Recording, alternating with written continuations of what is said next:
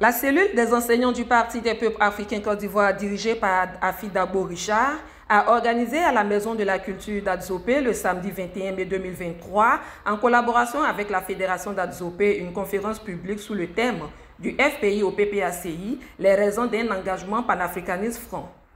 Conférence animée par le deuxième vice-président du CSP, Justin Katinankone, porte-parole du PPACI, sous le parrainage du ministre Emmanuel Monet, président du Conseil politique permanent. Avant la conférence proprement dite, le maire de la commune Amonkou Akpo Antoine a souhaité la bienvenue à la délégation et s'est réjoui de l'alliance PPACI-PDCI. Il a lancé un appel aux uns et aux autres à prendre conscience de la situation socio-économique et politique qui prévaut en Côte d'Ivoire. À sa suite, le secrétaire général de la cellule des enseignants, par ailleurs président du comité d'organisation, se dit fier de cette organisation, car pour lui, c'est une occasion pour la cellule de renaître et de se relever de sa léthargie dans la région. Vient le tour du conférencier de se prononcer sur le thème.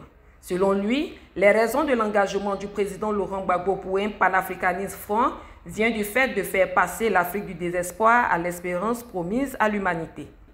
C'est aussi de rassembler la plus large possible les forces politiques africaines de gauche afin de lutter contre le néocolonialisme et porter plus la voix de l'Afrique dans les instances internationales. En somme, le président Laurent Gbagbo veut raviver le projet de feu Kwame Nkrumah qui est de lutter et veiller pour la véritable indépendance de l'Afrique. Près d'une heure, le porte-parole a donné un riche enseignement aux enseignants, aux militants, sympathisants, chefs traditionnels et religieux venus nombreux. Au cours des échanges avec le public, le conférencier a répondu à ses préoccupations sans détour. Il leur demande de la dignité. Puis, a profité de l'occasion pour interpeller les chefs traditionnels sur leur rôle important dans le processus électoral. Pour terminer, le deuxième vice-président du CSP a rassuré l'Assemblée que des démarches seront entreprises par le parti pour que la commission électorale indépendante réinscrive le nom du président Laurent Gbagbo sur la liste électorale provisoire, avant de l'inviter à se mobiliser pour les batailles à venir. Les élections de 2023 là, préparent la candidature de Laurent Gbagbo à 2026.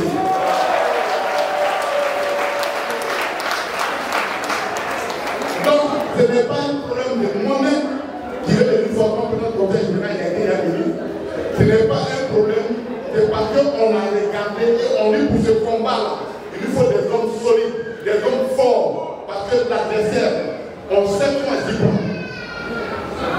Mon dernier mot.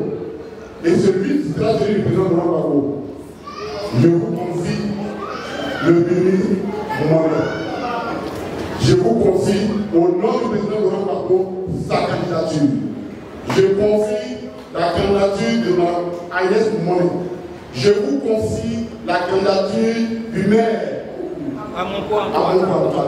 Je vous confie la candidature de Assinde Ayakase Adobou.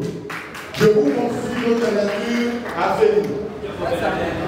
Partout, partout. La couverture. J'insiste là-dessus parce que c'est un texte. Quand ils vont voir qu'on est serré dedans, ils vont laisser tranquille.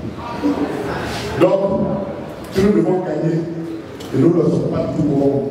Et c'est sur ces propos de confiance, de détermination et d'amélioration que je vous dis.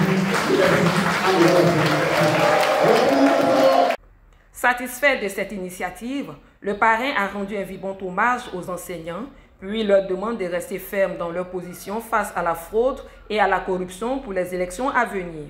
Les enseignants ont la réputation d'être incorruptibles et face à la fraude, c'est le rempart symbolique. Une conférence publique qui a tenu toutes ses promesses. Des enseignants abreuvés ont décidé de se mettre en ordre de bataille.